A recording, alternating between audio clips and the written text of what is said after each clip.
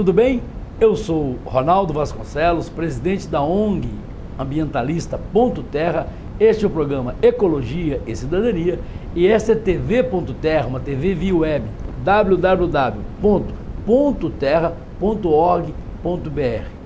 Nós estamos em fins do mês de outubro, princípios do mês de novembro de 2013, em plena primavera, na cidade de Belo Horizonte, no bairro de Lourdes.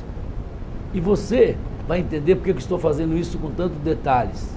Nós vamos conversar hoje sobre um assunto muito interessante, mas também que é muito preocupante e poucas pessoas lidam e se preocupam com essa questão, que é a questão das mudanças climáticas, a questão do aquecimento global. A mídia às vezes noticia de uma maneira equivocada, mas as pessoas ainda não entenderam. Se nós não mudarmos a nossa maneira de agir, os nossos costumes, o nosso desperdício, as coisas vão complicar cada vez mais. Diversos filmes já passaram sobre isso, mas nós vamos conversar com uma pessoa que vivencia esse assunto, que praticou esse assunto, que pratica esse assunto, que é uma referência mais do que brasileira, é uma referência mundial na questão das mudanças climáticas. Nosso convidado, Milton Nogueira, que vem cá conversar com a gente. Milton, em primeiro lugar, obrigado por visitar aqui a Ponto Terra. Obrigado pelo convite. Vamos dar uma papeada aqui, Milton. Vamos começar falando primeiro das coisas a nível mundial, planeta Terra. 7 bilhões de pessoas, Milton. Celular, carro, CO2, televisão. Não te preocupa? Né? Consumo. O problema não são os 7 bilhões, é aquele 1 bilhão que é o grande consumista. Explica isso para nós aí. É aquele que compra sem precisar do produto. Eu conheço famílias em que a mocinha de 15 anos fala o seguinte: eu tenho estilo, eu compro 42 pares de tênis por semestre. Isso não é estilo, não. Isso é uma tremenda besteira. Por quê? Cada vez que você compra um produto do qual você não tem nenhum uso razoável, ele é um desperdício. Ele é um pedacinho da natureza que virou produto. Então, aquele 1 bilhão de pessoas que são os grandes desperdiçadores, ou seja, Europa, Japão, pedacinho da China, os Estados Unidos e Canadá inteiro, parte das Américas, as classes altas, são os grandes desperdiçadores. Então, o problema do planeta não é o número de pessoas, e sim o hábito de desperdício. Se a gente for falar de biografia, é um assunto tão debatido no momento por diversas personalidades aqui no Brasil, do Milton Nogueira, nós vamos ficar aqui do programa inteiro falando sobre isso. Então eu pergunto a você, Milton, rapidamente, mas rapidamente mesmo, a sua inserção na ONU, Organização das Nações Unidas, na questão das mudanças climáticas. Como que se deu e quando? Bom, eu tinha, no início da década dos 80, já uma carreira em desenvolvimento econômico feita em Minas Gerais e em Brasília. Nessa ocasião, a ONU precisou de um profissional proveniente de país em desenvolvimento para trabalhar. Foi aí que eu fui para Viena, onde eu fiquei 17 anos como profissional e funcionário. Vamos conversar então sobre as questões que a gente nos preocupa no Mundial. Depois a gente chega aqui na dona de casa, no nosso telespectador aqui do bairro de Lourdes, nos alunos lá da FUMEC, nossos alunos, né? 7 bilhões de pessoas, você já explicou que a preocupação é mais com 1 bilhão que é consumista, né? Mas a ONU publicou agora, você participou lá, que nós estamos aí já na atmosfera com mais de 400 partes por milhão do CO2. O CO2, o gás carbono, está espalhado aí na atmosfera. E naquele filme do Al Gore, Uma Verdade Inconveniente, ele falava em 378 partes por milhão.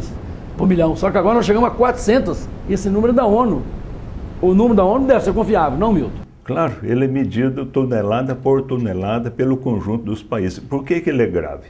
Ele é igual ao colesterol. Os médicos falam colesterol até esse nível dá para levar. A partir daqui tem alto risco para a vida. Então o número 400 não é um número mágico.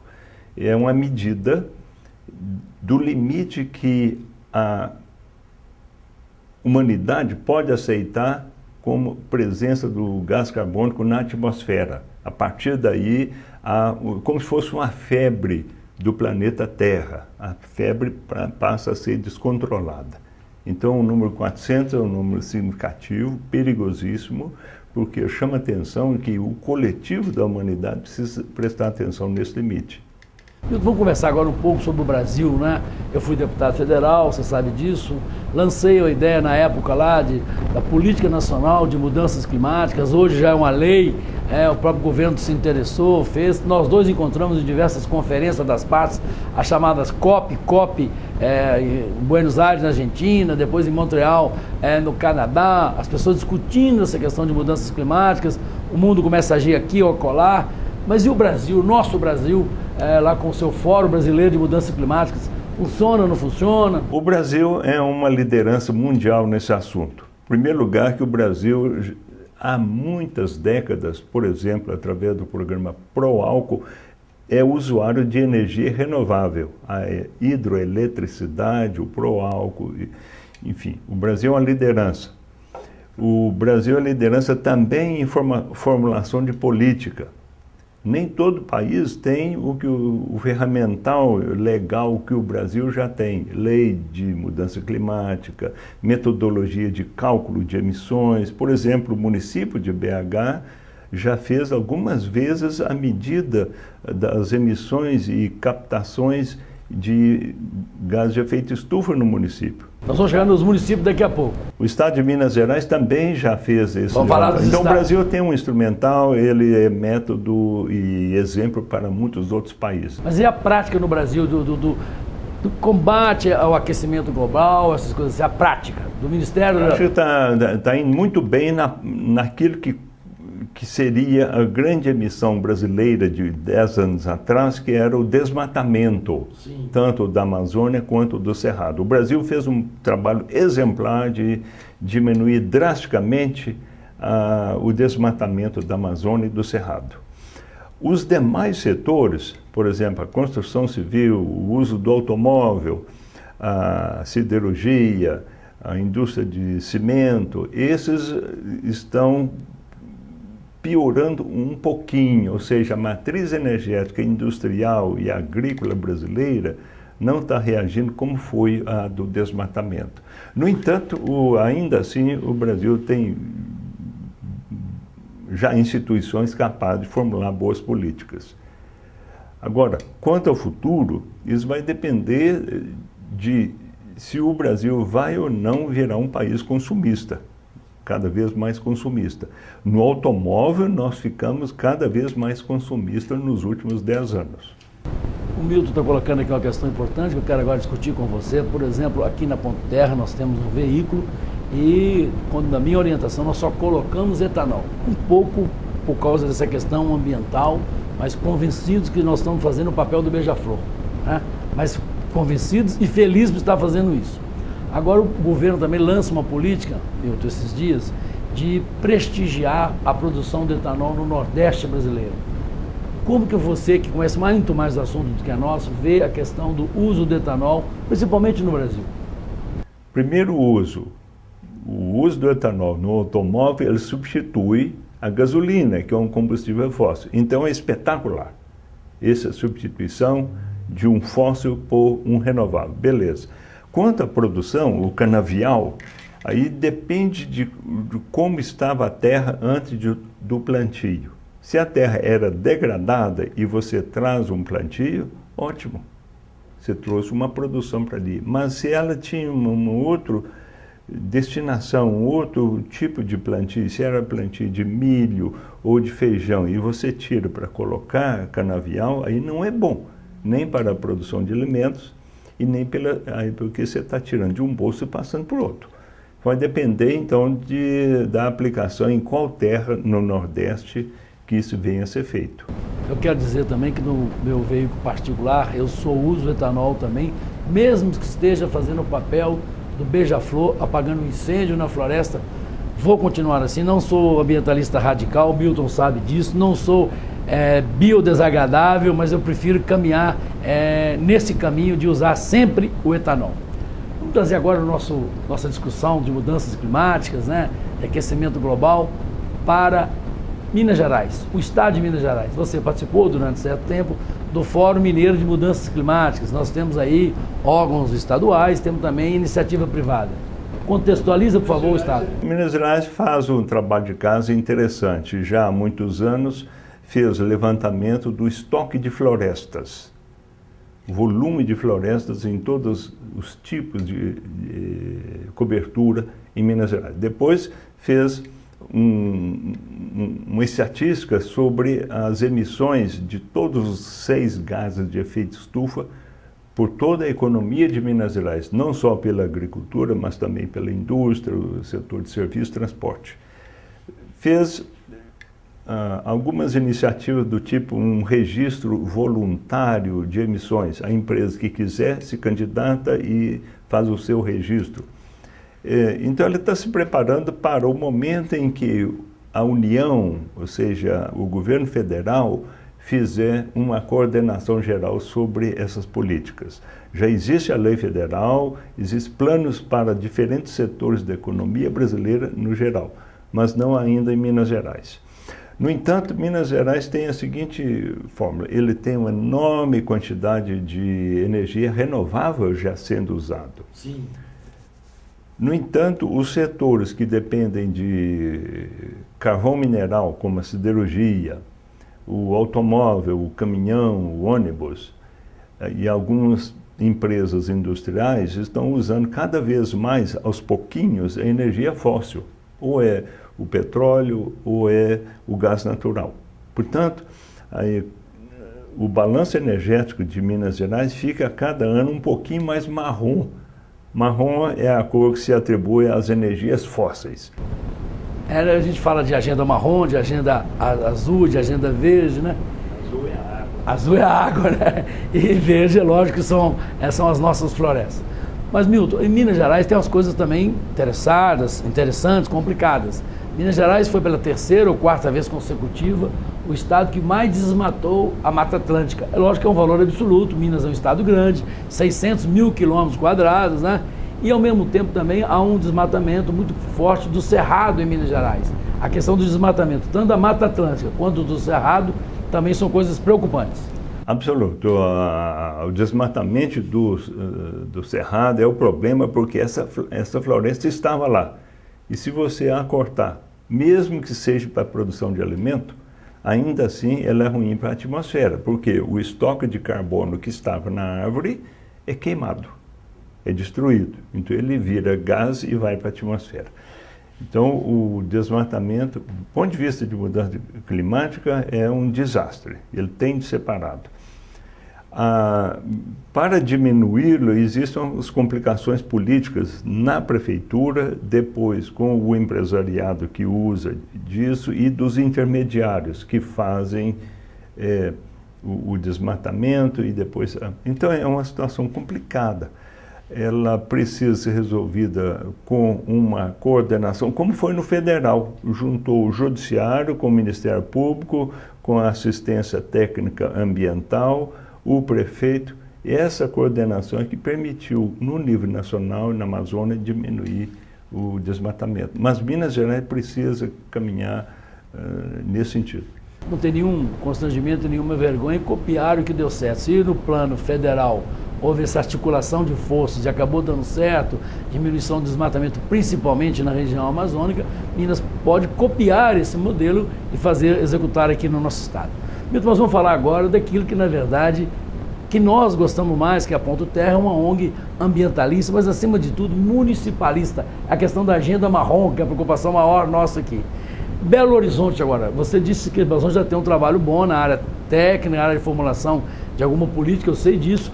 Comitê Municipal de Mudanças Climáticas e Ecoeficiência, aliás, a Ponto Terra, convidada pela Prefeitura, tomou posse outro dia para o mandato de mais 3 anos. O nosso comitê municipal que você conhece, esteve lá. Bom, em primeiro lugar, parabéns ao comitê por contar com a Ponto Terra, que é uma entidade que já promulga essas ideias há muitos anos. Obrigado. O comitê é um fórum de articulação das coisas municipais. Ele tem de levar em conta que a região metropolitana de BH é constituída de 30 e tantos municípios. 34 municípios. 34 municípios, portanto... Não adianta isolar Belo Horizonte, então? Não adianta. Perante a atmosfera, não está nem tomando conhecimento. Aproveitando, você fala uma expressão muito interessante, é lógico que nós que estudamos, conhecemos, mas eu gosto muito. Você fala assim que Belo Horizonte é uma ilha de calor. Explica essa para nós aí. No conceito de estudos de mudança climática, as grandes regiões metropolitanas do mundo, Los Angeles, Xangai, Mumbai, essas grandes regiões são uma ilha de calor porque ali você tem um grande uso de materiais que depende do combustível fóssil, por exemplo, o aço, o cimento, o vidro, a cerâmica nas construções, tem um grande uso ali. E, por outro lado, você tem automóveis, caminhões e ônibus, que são máquinas de gerar calor perante a atmosfera. Então, ela é uma ilha térmica. Ilha, quer dizer, no planeta Terra você tem esses pontos.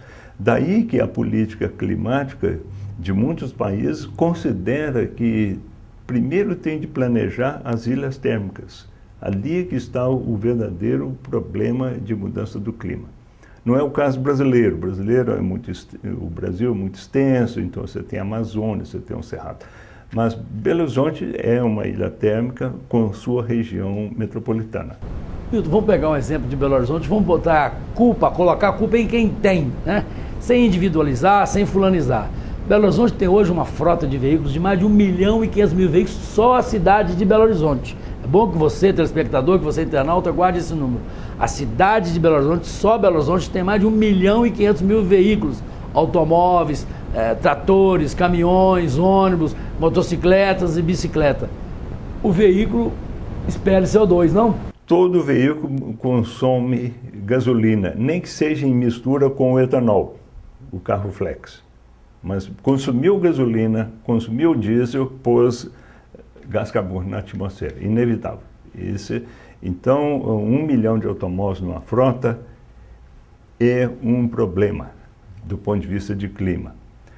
Não houve soluções no passado para a questão de mobilidade urbana, de transporte coletivo de pessoas, não houve essa solução e nós estamos sofrendo agora a consequência. Portanto, a nossa ilha térmica poderia ter sido bem melhor se tempos atrás tivesse construído muitas linhas de metrô e muitas linhas de ônibus confortáveis e tudo mais, a pessoa deixa o carro em casa. Quando eu me mudei para Belo Horizonte há 10 anos, eu decidi não ter carro.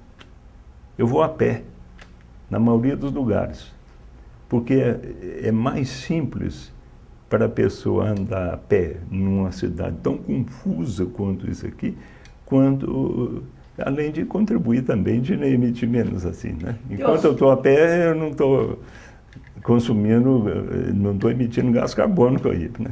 Tem um assunto interessante sobre isso aí que eu aprendi com o nosso amigo comum, ex-ministro do Meio Ambiente, ex-secretário do Meio Ambiente, José Carlos Carvalho. Ele deu um exemplo e eu guardei, até porque a minha origem é da roça, né? Sou lá do interior de Ponte Nova. Aí tu compra um carro, 100 e tantos mil reais, aí ele consegue andar 250, 200 e tantos quilômetros por hora, vai andar aqui em Belo Horizonte, anda na média de 15 quilômetros por hora, 18 quilômetros por hora, e isso a carroça, a charrete da roça lá faz.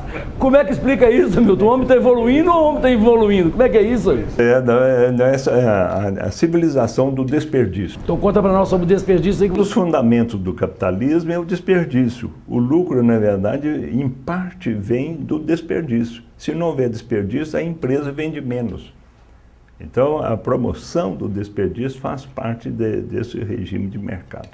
Portanto, nós estamos dentro de uma civilização desse tipo. A propósito de BH, você deve conhecer a história do jogador Tostão. Sim, lembro dele bem.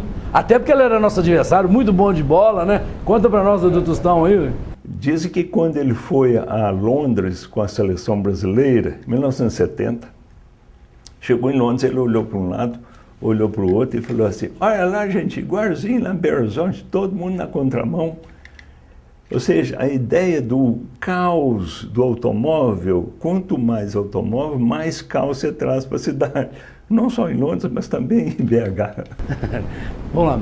Milton, uma coisa interessante também que a gente precisa conversar, né? Saber quem ajuda, quem prejudica, né? Nós falamos de pessoas, você já explicou bem a questão do consumismo.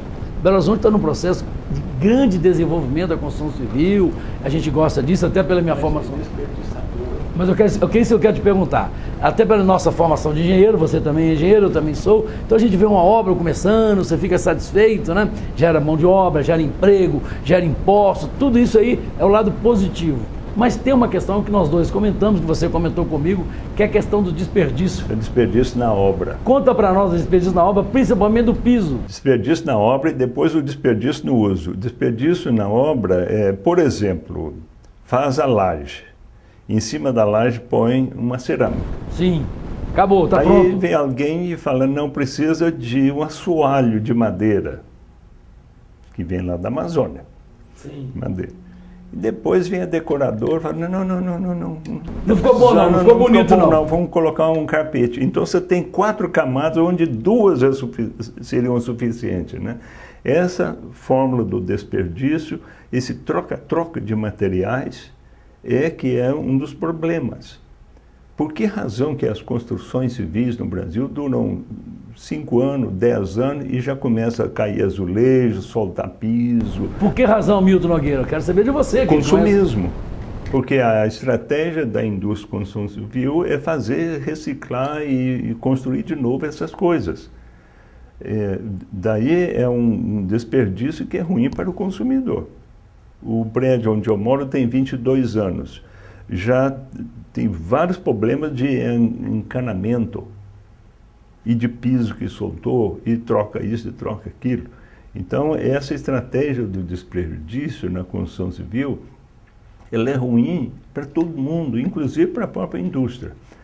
Outro problema do desperdício que nós temos, e isso é típico de Belo Horizonte, é de colocar cerâmica, azulejo, pastilhas, mármores, granitos do lado de fora do prédio. Sim, muitos prédios têm isso.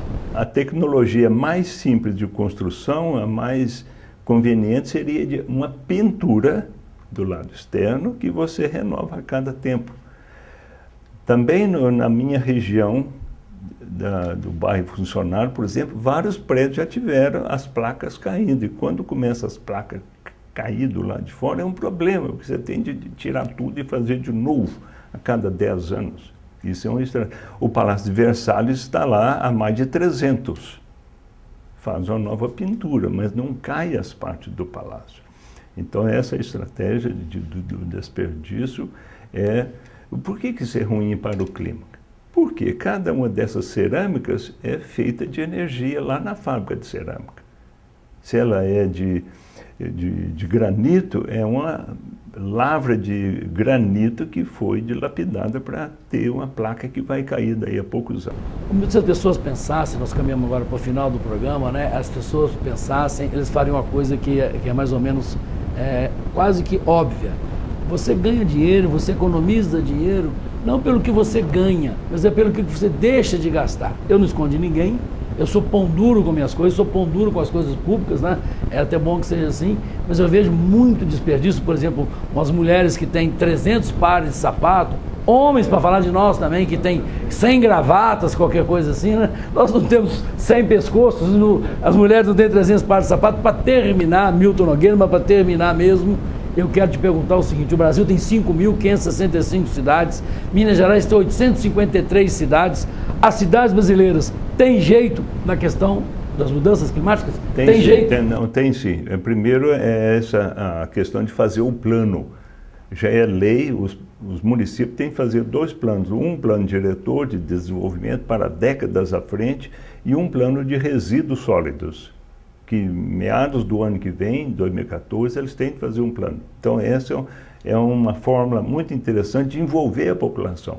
Esse plano não é feito só pela prefeitura e a Câmara, ele tem de envolver a população. Então, essa é uma forma interessante que o Brasil... Se vai fazer assim ou não vai fazer, vai depender agora dos políticos municipais. E vai depender muito também, Milton, defende essa tese, do Ministério Público Estadual, que deve agir com rigor em relação aos prefeitos, às lideranças municipais, nesse sentido que você coloca desses 2 planos. Plano municipal diretor, plano diretor municipal e o plano municipal de gestão integrada de resíduos sólidos. Queria aproveitar, Milton, além de te agradecer, convidá-lo para o evento que na Ponto Terra vai fazer no dia 28 de novembro, uma quinta-feira, à noite, lá na Rua Cobre 200, no Auditório Fênix, da Faculdade de Ciências Humanas, da Universidade FUMEC, sobre um assunto muito importante que é de licenciamento ambiental, dos 3 níveis, municipal, estadual e federal. craques vão falar para nós lá. Você pode entrar no site da Ponto Terra, www.pontoterra.org.br e fazer a sua inscrição, que é gratuita. Muito obrigado, Milton Nogueira, pela sua participação, pela sua aula aqui para a gente. Muito obrigado. Eu queria só mencionar, eu escrevi recentemente um livro sobre a experiência brasileira de lidar com mudanças climáticas e água. As duas são praticamente a mesma coisa. Eu escrevi um livro sobre como que as comunidades cooperativas colhem água de chuva, conseguem evitar poluição de ribeirões, fazer barraginhas, integração de floresta com a agricultura. Eu escrevi um livro que está disponível no site da Fundação Banco do Brasil. Milton Nogueira, parabenizá-lo, parabenizar a Fundação Banco do Brasil por ter patrocinado, por ter realizado esse evento, esse livro importante para todos nós. Obrigado a você, telespectador, obrigado a você, internauta.